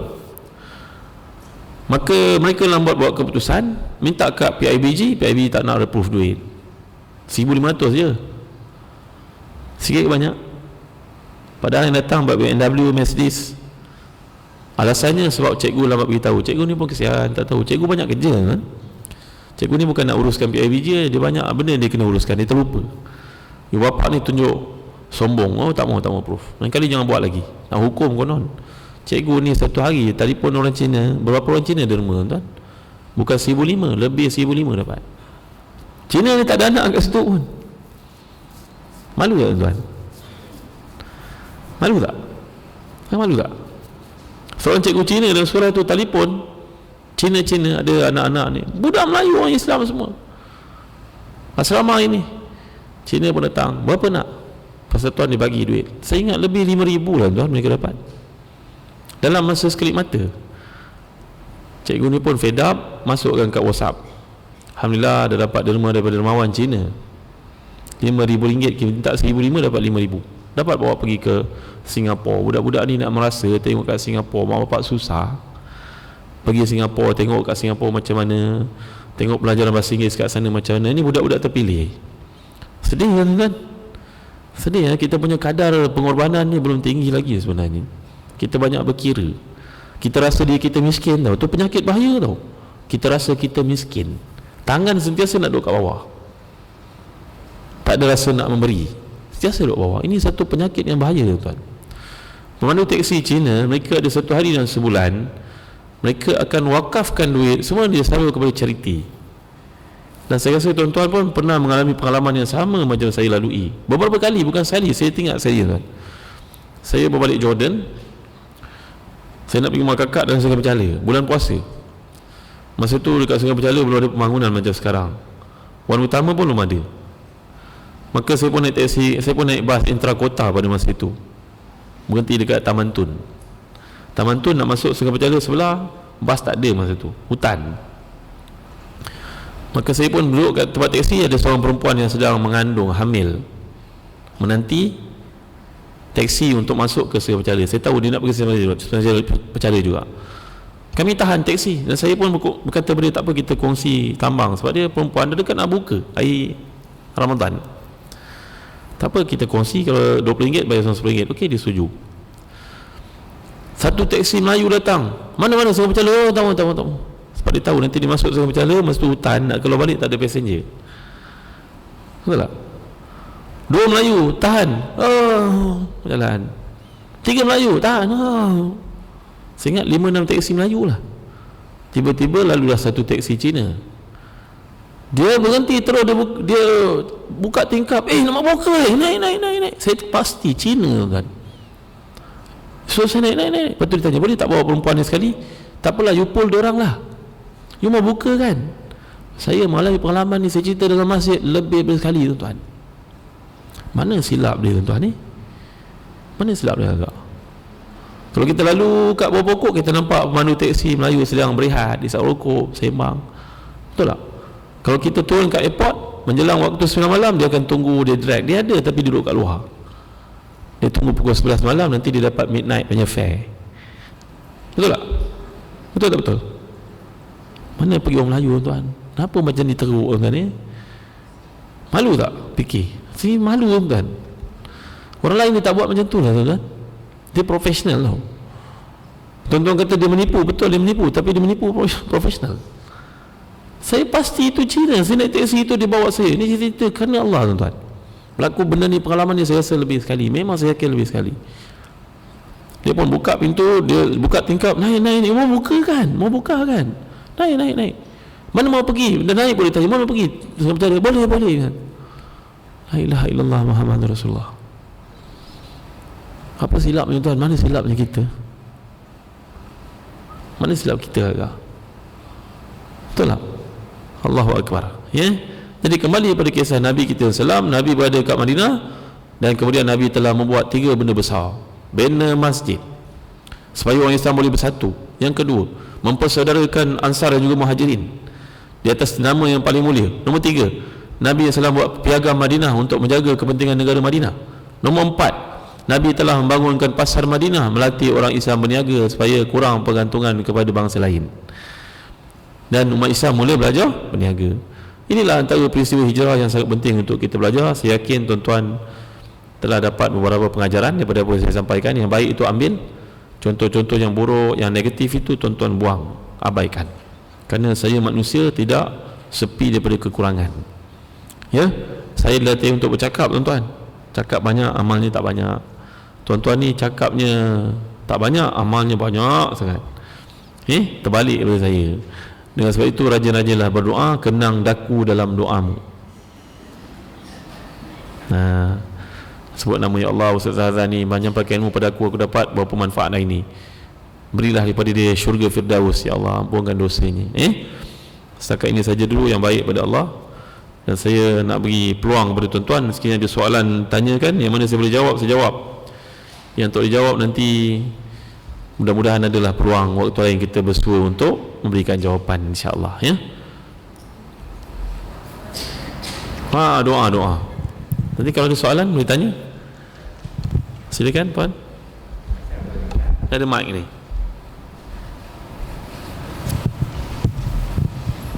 Bismillahirrahmanirrahim. Saya Abdul Rahman bersyukur. Daripada Ustaz, satu soalan lah Ustaz. Ini luar pada tajuk yang dia Ustaz bawa hari ni lah. Jadi baru-baru ni saya terbaca satu kitab, saya lupa nama kitab tu, yang ada menyebut tentang adab-adab membaca Al-Quran. Di dalam kitab tu disebut, dia kata lebih afdal kalau kita baca Quran saya berdiri dan di dalam masjid. Jadi saya pun rasa pelik juga, sebab biasa kita mengaji ni sama ada kita bertimpuh ataupun kita duduk. Tapi kata pengarang ni lebih afdal dan lebih barakah kalau dibaca Quran sambil berdiri dan di dalam masjid. Jadi minta penjelasan daripada Al-Fatihah Ustaz lah. Terima kasih. Alhamdulillah wassalatu wassalamu ala Rasulillah. Kitab ni namanya At-Tibyan fi Adab Hamalatil Quran. Tibyan, penjelasan bagi adab-adab orang baca Quran, oleh Imam Nawawi. Kitab ini menyatakan bahawa membaca Quran lebih baik berdiri dalam masjid. Maksudnya berdiri sembahyang, bukan berdiri begitu, berdiri dalam sembahyang. Al-qiyam bermakna qiyam fi salah. Qiyam yang dimaksudkan dalam kitab ini berdiri dalam sembahyang lebih utama daripada baca Quran di lepas sembahyang. Wallahu alam. Ada soalan lain? Ya? Ni ada soalan tuan? Ustaz Zahir?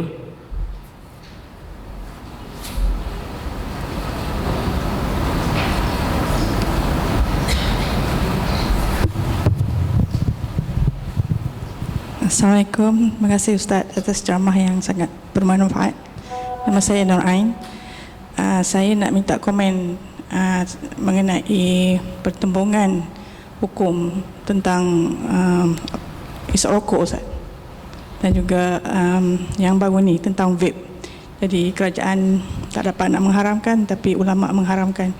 Mungkin jadi kita dalam keadaan dilema. Yang mana satu nak ikut? Minta komen Ustaz. Rokok apa jua bentuknya, elektronik ke ataupun fizikal yang sedia ada, itu hukumnya haram. Fatwa kebanyakan para ulama Islam kerana tak ada manfaat padanya. Macam-macam aspek dilihat, tidak ada kebaikan langsung. Bau busuk, kalau tak kena kanser pun membazir, kotor, habuknya di mana-mana, membahayakan orang dan macam-macam benda lain. Maka dia jadi haram. Maka komen saya kepada orang isap rokok ni, berhentilah isap rokok. Berhentilah isap rokok kerana ia adalah masalah iman. Kenapa masa puasa boleh berhenti merokok? Kenapa masa puasa boleh berhenti merokok? Iman kan? Jadi sebagaimana iman tu berfungsi masa Ramadan, teruskanlah iman tu biar dia berfungsi selain Ramadan. Beribadahlah pada Allah bukan bulan Ramadan saja, bahkan selepas Ramadan tinggalkanlah. Saya tak nak debat panjang. Debat panjang nanti dia ada jawapan. Orang kata mufti tu isap rokok, orang alim tu isap rokok. Yalah, mufti manusia juga, dia mengeluarkan hukum, tapi kadang-kadang dia pun tak boleh atasi masalah dia sendiri, syahwat dia sendiri. Orang alim pun tergelincir dalam buat dosa. Kita jangan tengok orang itu, tengok fakta yang sebenarnya, ilmu itu. Kenalilah ilmu, kita kenallah ulama. Jangan kenal ulama baru nak kenal ilmu. Tak ulama ni dia mesti pakai serban, jubah, selipang. Adakah sewajarnya semua orang berkeadaan begitu ulama? Soalannya kan, berapa ramai orang yang suka pakai macam pakai ulama tapi dia bukan ulama. Maka begitu juga dalam ilmu ni, jangan tengok orang dia, tengoklah fakta dia. Ya. Jadi kepada para suami yang masih merokok, nasihat saya tinggalkan rokok ni. Berhentilah rokok macam mana cara sekalipun, apa usaha sekalipun, tinggalkan. Tak ada faedah, tak ada manfaat. Ya. Itulah yang boleh saya ulaskan. Ada soalan lain?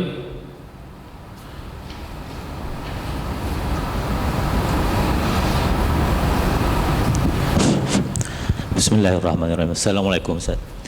Saya bukan nak menyoal apa-apa isu, cumanya nak dapat ulangan sikit pada Ustaz berkenaan dengan yang nama, bukan nama Nabi tapi nama apa ni, nama Abu Bakar, tapi mungkin nama sahabat yang mengiringi Nabi ke Madinah. Dalam ayat mana tu Ustaz? Yang mengatakan Abu Bakar adalah yang mengiringi Nabi dalam surah Taubah. Surah Taubah ya. Surah Taubah, nanti saya carikan ayat berapa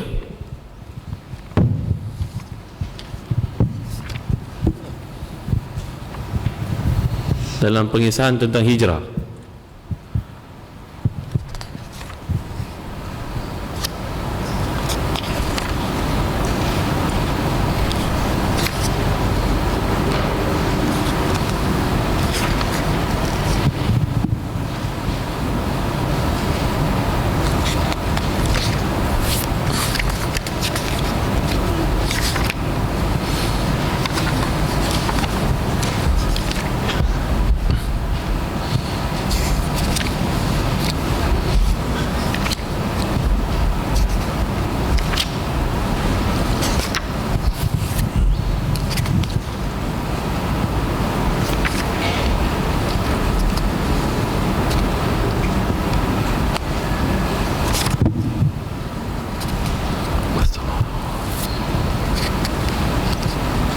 Ayat ke-40 surah Taubah.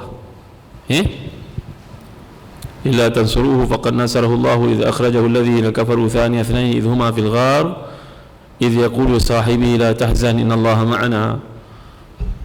Yang maksud, jika kamu tidak pergi beramai-ramai untuk berperang pada jalan Allah, jika kamu tidak menolong Rasulullah SAW, maka semuanya Allah telah menolongnya. Ketika kaum kafir di Mekah mengeluarkannya dari Mekah sewaktu dia menjadi salah seorang daripada dua orang sahabat. Idh huma fil ghar idh qala li sahibi, ketika dia berkata kepada temannya, janganlah engkau bersedih. Temannya siapa? Abu Bakar, Abu Bakar Siddiq radhiyallahu anhu. Jadi ini ayat menjadi bukti persahabatan Abu Bakar dengan Nabi warid dalam Quran. Sedangkan persahabatan dengan manusia yang lain, walaupun Sayyidina Ali itu adalah persahabatan yang warid dalam hadis. So dari sudut martabatnya, hadis bawa Quran. Siapa yang menolak persahabatan Abu Bakar dengan Nabi, berarti dia menolak satu ayat daripada Quran. Ya, faham Ada soalan lain? Ada soalan lagi? Kalau tak ada soalan, kita minta Ustaz. Ada okay, soalan last tu Ustaz.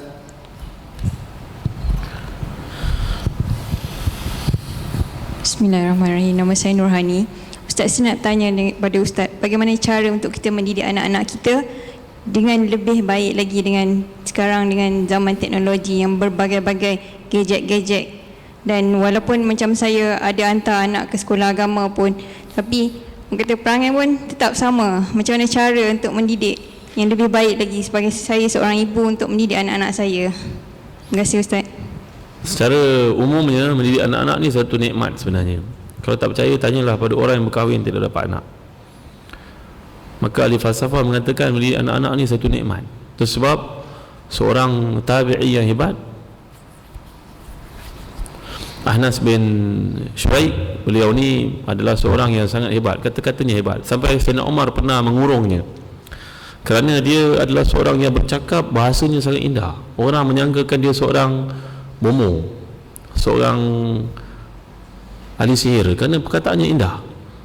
Tapi Sayyidina Umar bila mengurungnya, Sayyidina Umar mendapati dia sentiasa bangun malam dan siangnya puasa. Maka terbuktilah keimanannya. Dia ni bila ditanya, apa pandangan tuan kepada anak? Jawapannya, jadilah kepada anak ibarat langit yang menurunkan hujan dan menjadi bumi yang meneduhkan mereka, menumbuhkan untuk mereka pokok-pokok. Kerana kalau kamu tegas sangat, mereka lari. Kalau kamu lembut sangat, mereka pijak kepala. Faham kan? Maka kita ayah ibu ni kena didik anak-anak macam para sahabat. 7 tahun ke bawah main banyak dengan dia, la'ibhum sama'an, main banyak dengan dia. Bapak ni dia main bola dengan anak. Ada main. Wadibhum sama'an, dan beri kepadanya adab 7 tahun berikutnya. Wasahibuhum sama'an, dan berkawan dengan dia lepas 7 tahun berikutnya. Mana pembahagian tu ikut 3 fasa. 7 tahun ke bawah banyak main dengan dia, cucu-cucu kalau ada kan. 8 ke 15 itu berkawan dengan dia. 8 ke 15 tu tanam akhlak yang baik pada dia. Nak ni tak dibuat ni, boleh tak kalau kita pergi rumah orang, kita buka dia punya refrigerator, boleh tak? Ataupun kita pergi rumah orang, kita buka pintu bilik dia, tengok buruknya bilik, boleh cakap macam tu? Tak boleh, jangan buat adab, tanam adab dia. Kalau dalam majlis ilmu macam ni duduk, bercakap orang macam ni, adab. 15 tahun baru ke 16 tahun ke atas, berkawanlah dengan dia. Pesan-pesan tanpa henti, dan dia kena dikombinasi ayah dengan ibu. Kita akan dapati analisis statistik ayat Quran, 90% komunikasi yang berlaku di antara bapa dengan anak lebih banyak daripada ibu dengan anak. Kalau ada ibu dengan anak pun cuma pada beberapa tempat.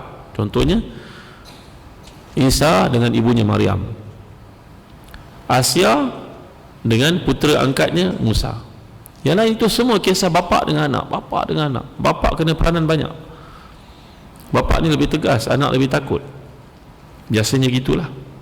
Bapa lebih ditakuti daripada ibu. Maka bapa kena banyak peranan. Apa-apa yang perempuan buat tak diikuti, cakap pada suami. Betul, suami kena ikut pula. Tadi mak cakap jangan main handphone, kau main handphone biasa kau peksa kan. Kan mak dah cakap tadi kau tak dengar Abang nanti ambil tali pinggang sebat kau nanti. Bagi warning pada dia tuan-tuan. Kerana kami pernah ulas benda ni dalam majlis Al-Ustaz tentang menyebat anak bagaimana.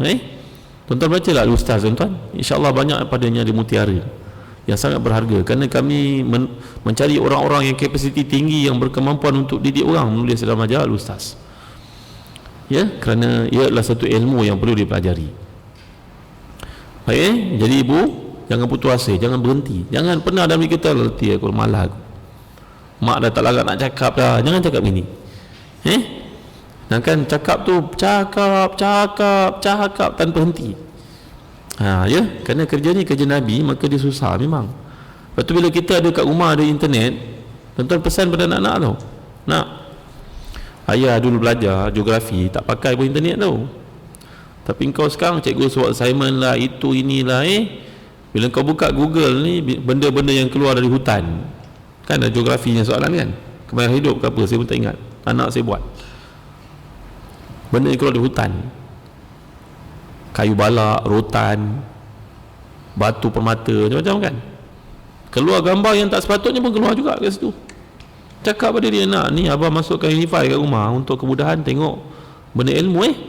Kau tengok benda maksiat, kau dah balik, kau dosa tau, dosa dosa besar abang dah tak tanggung lagi tau, kau dosa, kau ingat kau ingat tak, bila kau tengok je dia drag kau bawa tempat lain, dia drag kau lagi, dia akan melalaikan kita. Maka hentilah nak, kerana mata ni bila Allah jadikan untuk lihat benda baik, tengok maksiat, dia masuk dalam hati, maka hati jadi hitam, nak sembahyang susah, nak baca Quran jadi berat, kerana hati dah hitam. Maka abang pesan pada kau, datang rumah abang ni, kau duduk rumah abang ni, kau buat maksiat, kau tanggung dosa, abang takkan bertanggungjawab depan Allah. Bagi tuan-tuan ingatan pada dia, abang tu tak ada benda ni semua, nak tak ada benda, tak ada faedah ni semua. Abang baca pun benda manfaat je. Kau baca benda maksiat kat sini, kau dosa tau. Pukul 10 malam je abang nak semua device collect, bagi kat abang. Kalau abang tak ada session, bagi kat mama. Tolong ni amanah. Cakap tuan-tuan, pesan-pesan tanpa henti tuan-tuan, walaupun penat, pesan tanpa penat, kerana pesan ni tak boleh nak kita abaikan. Kasih sayang sayang pada anak-anak. Abang pesan ni kena sayang nak, abang tak tahu masa depan kau macam ni tau. Sebut pada anak, sebut dan sebut sayang. Kerana kalimah sayang ni adalah satu kalimah yang sangat mulia, dia akan menjambatankan hati yang jauh. Boleh, itulah falsafah hari ni. Jadi yang terakhir tadi, ibu, tuan-tuan, perempuan, sudi kiranya kalau ada peluang, sokonglah kami dalam perjuangan untuk meninggikan kalimah Allah dengan ilmu yang kami ada, iaitulah penerbitan majalah-majalah Islam. Barangkali kalangan tuan-tuan belum tahu, ada satu majalah perempuan yang baru terbit, namanya Demi Cinta. Majalah ini terbitkan semata-mata untuk orang perempuan, kerana orang perempuan seringkali rasanya tidak dihargai, sama ada dia isteri, sama ada dia anak, sama ada dia ibu, dia rasa tak dihargai.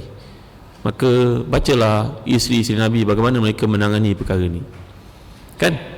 Demi Cinta ni kami datangkan penulis-penulis yang berprofil tinggi, berkemampuan tinggi. Kita banyakkan panduan-panduan. Kita tidak mahu kembali ke zaman unta 1400 tahun ke belakang, tapi kita nak bawa value, quality, standard Nabi dan juga para isteri Nabi ke zaman moden ni. Maka itulah tujuannya majalah ni terbitkan, Demi Cinta. Ibu, perempuan, sesari, tolonglah sokong majalah ini. Kalau ada usahawan-usahawan nak beli iklan kat sini pun, mudah-mudahan ada manfaatnya untuk orang Islam yang lain, menyokong kami juga namanya. Ini namanya majalah Al-Ustaz. Barangkali ada yang tidak tahu majalah ini. Majalah ini lebih pada hukum hakam, kerana hidup kita tak pernah terasing pada hukum hakam. Ustaz, apa hukum saya cukur janggut Ustaz? Ustaz, apa hukum saya colourkan rambut, suami nak suruh colour warna blonde? Betul tak? Hukum. Orang sentiasa tanya, Ustaz, anak saya Ustaz, dia kemalangan, jatuh, giginya patah, gigi kekalnya, boleh tak kita pasangkan gigi baru? Orang tanya hukum. Maka ini majalah membicarakan hukum yang sentiasa berlaku dalam hidup kita. Wajib, sunat, harus, makruh dan haram. Tuan-tuan akan lihat dia very straightforward. Hukum hakam, hukum jawab, tanya jawab. Ini adalah majalah solusi yang tuan-tuan kenal kan, lebih pada bimbingan dan motivasi fardu ain. Ini pula adalah majalah untuk remaja, namanya Gen Q, Generasi Quran. Ada anak-anak yang bijak-bijak belajar ke overseas, tolonglah hantar pengalaman hidupnya untuk dikongsi kepada adik-adik. Kita cuba untuk bimbing. Macam isu kali ini, muzik. Boleh tak remaja suka sangat dengan muzik? Apa muzik yang dibolehkan dan tak boleh dibolehkan? Pandangan para ulama padanya. Ringkas artikelnya. Kalau ada anak-anak yang bijak, jemputlah tulis kat majalah Gen Q. Kita perlu otak-otak yang brilliant ni untuk menyumbang, dan kami bayar pada tulisan-tulisan ni. Tuan-tuan, majalah-majalah ni perlu sokongan, tuan-tuan. Kalau tuan-tuan tak sokong, kami akan berakhir tak lama lagi, kerana circulationnya makin mengurang, kerana orang Islam sudah kurang membaca bahan-bahan berkualiti. Hidup mereka hanya dengan iPhone, Lenovo, Oppo dan sebagainya. Dia baca banyak bahan-bahan rubbish, tuan-tuan. Kita bimbang tau, banyak sangat rubbish yang bersebaran, hadis palsu, maudhu' banyak sangat. Kita rasa baca macam best, panjang kan pada orang, padahal dusta terhadap Nabi tanpa kita sedari. Kalau anak-anak kita tak nak baca buku, kita pesan pada dia, nak benda ni kau baca ni sampah tau. Apa pesan kau ni sampah, kau baca sini kau bohong lah, kau baca sekejap kau masuk WhatsApp, kau tengok benda lain, kau takkan baca. Kau baca buku ni, nak baca buku ni. Apa nak kau baca 5 muka surat hari ni? Ini baca menambah tamadun, membina tamadun dalam diri. Ya, tuan-tuan tolong sokong tuan-tuan cikgu, ketua pengarah, penolong pengarah, PDRM ada arkitek. Saya lihat aja tuan-tuan ni, saya boleh teka tuan-tuan ni kerja apa tahu. Okay. Saya mengajar lama tuan-tuan, 20 tahun. Ya, tuan-tuan dimulai kat sekalian, sokong tuan-tuan, tolong tuan-tuan. Nombor satu, tuan-tuan belilah. Kalau tak nak beli, tuan-tuan tolonglah langgan untuk jabatan ke, untuk PIBG ke, untuk apa kan. Nombor tiga, kalau tuan-tuan tak boleh nak beli, tak boleh langgan, tuan-tuan tolonglah sebarkan kepada orang lain tentang majalah-majalah Islam yang penting untuk dimiliki ini. Saya pernah jumpa seorang perempuan, dia tak pakai tudung dengan suaminya. Saya tidak ada apa benda nak hadiah dalam kereta saya, biasa ada majalah ni, saya bagi hadiah. Puan ambil hadiah ni, saya tak tahu 3-4 bulan kemudian saya jumpa dia sudah pakai tudung. Ni kerja Allah lah, bukan kerja saya. Maka ayahnya, suaminya berkata, Ustaz bagi dia doa apa, dia berubah pakai tudung Ustaz, padahal saya dah belikan macam-macam, Mariani lah, macam-macam tudung saya beli, satu pun dia tak pakai. Tiba hari tu dia pakai tudung, lepas dia baca apa benda Ustaz bagi, saya pun tak tahu, saya pun tak ingat. Akhirnya dia kata pada saya, dia terbaca satu makalah dalam majalah ini, saya tak ingat mana satu, dia berubah. Ini bukan kerja saya, ini kerja Allah. Tapi kita usahakan. Betapa banyak hati yang ada kat luar, dia tak reti nak buat baik tuan. Tiba kita letak atas meja, dia bagi hadiah pada jiran kita, dia terbaca benda itu, mencuit hatinya untuk jadi baik kan. Siapa sangka, marilah kita jadi lorong membawa hidayah Allah kepada manusia tuan-tuan. Cuba tuan-tuan, cikgu-cikgu tolonglah sokong. Langgan majalah ni tak rugi pun. Kita langgan Astro sebulan pun dah 100 lebih, betul tak? Ini 100 lebih setahun, sampai kat pintu, letak kat bilik sumber, anak-anak boleh baca, cikgu-cikgu dapat manfaat. Tolong tuan-tuan, tolong. Kalau tuan-tuan tak sokong kami, saya tak tahulah mana lagi nak mencari sokongan tuan. Media Islam penting tau. Media yang ada sekarang media yang rosak. Macam mana nak kempiskan perut, macam mana nak cantikkan rambut, macam mana nak wangikan ketiak, betul tak? Tak ada lain. Kita yang lelaki ni malu melihat ni. Tak tahu perempuan ni malu ke tidak melihat imej yang ditontonkan macam tu. Malu kan? Malu rasa Allah. Iklan-iklan yang baik ni hanya datang bulan Ramadan saja. Macam iklan kereta besar jumpa kereta kecil kat tepi jalan ni, tak? Jalan kecil, lepas tu kereta besar tak nak ke tepi, kereta kecil ke tepi, turunkan cermin dia, patahkan side mirror, Assalamualaikum, selamat hari raya. Keluar kat bawah tu, pulang ke kampung dengan hati yang mulia, betul tak? Iklan ni adalah iklan yang mencuit hati orang, maka orang menghormati orang lain. Kalau iklan macam ni tiap hari masuk TV, orang jadi baik tak? Jadi baik. Tapi semua iklan perempuan, sabun perempuan, lantai perempuan, cushion orang perempuan, katil orang perempuan, semua orang perempuan kan? Ini kapitalis punya cara tuan-tuan. Saya sentiasa berfikir, kalaulah majalah ni kuat satu masa nanti, disokong Islam, kita boleh ada TV Islam, radio Islam. Ini kontennya, ini permulaannya. Beribu langkah itu bermula dengan yang pertama. Kalau saya mati, anak-anak tuan-tuan ada, mereka menyambung, insya-Allah, mudah-mudahan kita beritahu pada mereka hasrat ini. Tapi tuan-tuan kena sokong tuan-tuan. Tuan-tuan tak sokong, tak lama lagi kami kena tutup tuan, tak mampu nak teruskan. Nanti saya jumpa dengan Allah, nanti saya cakap saya buat, tapi orang tak baca nak buat macam mana Tuhan. Aku tak tahulah nak buat apa. Aku bercakap ni boleh cakap 1-2 jam, tapi orang lupa. Tapi kalau aku tulis, orang baca, tapi orang tak nak baca. Macam mana aku nak buat ya Allah ya? Sedih lah cerita ni, sedih tak? Tuan-tuan tolong sokong tuan-tuan. Ini adalah buku saya yang terbaru, tajuknya Tafsir Surah Al-Mulk. Ini tafsir, bukan setakat tafsir, dalamnya ada isu sains. Saya tahu anak tuan-tuan ni bijak-bijak. Saya cerita tentang burung, kerana Allah bawa burung dalam kisah ini. Burung binatang yang lemah tapi menunjukkan kehebatan Allah SWT. Ya, maka kita cerita aspek sains, aspek bahasa, aspek sosiologi dalam tafsir Surah Al-Mulk. Dan ada DVD tentang, tuan-tuan boleh dengar dalam kereta, dekat komputer. Ini tentang tafsir Surah Al-Mulk yang pernah saya sampaikan seperti di IKIM beberapa tahun lalu. Ini ada buku terbaru, Seindah Salat Nabi, hadiahkan kepada orang yang sembahyang tak khusyuk. Seindah Salat Nabi. Ini buku tentang kecantikan bagi orang perempuan yang menepati Islam. Pakai tudung elok macam saya cakap tadi, tapi bajunya ketat pula. Pakai tudung labuh, bajunya ketat pula. Nampak badan, tak boleh ya, perempuan. Jaga baik perempuan. Dia merosakkan iman orang lain. Dosa perempuan, ikut Ini adalah pujukan seorang ustaz kepada para wanita muslimah supaya pakai ikut apa yang Allah ajar, ya. Nama Fiqh Kecantikan dalam Islam. Ini buku saya juga yang terbaru, terbitkan untuk mengajak orang Islam supaya mencari aspek barakah dalam hidup. Janganlah cari banyak tapi tiada berkat. Carilah yang berkat walaupun sedikit, ia akan berkekalan. Orang sekarang banyak tersepit dengan masalah ekonomi yang mengancam. Maka kita cuba adakan formula dalam Islam bagaimana keluar dari masalah keuangan. Anak-anak kan, budak-budak muda keluar universiti, gaji tak seberapa, terhutang dan sebagainya. Saya tulis buku ni kerana nak bimbing lah orang-orang yang menghadapi masalah keuangan kat luar, dengan syarat dia baca dan amalkan. Kerana ia ibarat ubat. Kalau setakat dia beli tak diamalkan, maka tak ada manfaat. Begitu juga ilmu tak diamalkan, tak ada manfaat. Ya, cara para sahabat menangani isu kenaikan harga pada zaman dahulu, mencari keberkatan dan sebagainya. Ini buku Jihad Bisnes oleh seorang ikon dakwah terkemuka negara, Tan Sri Ali Hashim. Beliau menulis tentang panduan orang Islam, perancangan dalam hidup, bagaimana boleh hidup untuk memberi atas prinsip wakaf. Anak-anak di Turki seawal darjah 1 telah dibekalkan oleh ibu pensel lebih dari 1. Nak pensel 1 kau punya, 1 kau bagi kat cikgu. Kalau ada kawan patah pensel, ambil pensel ni.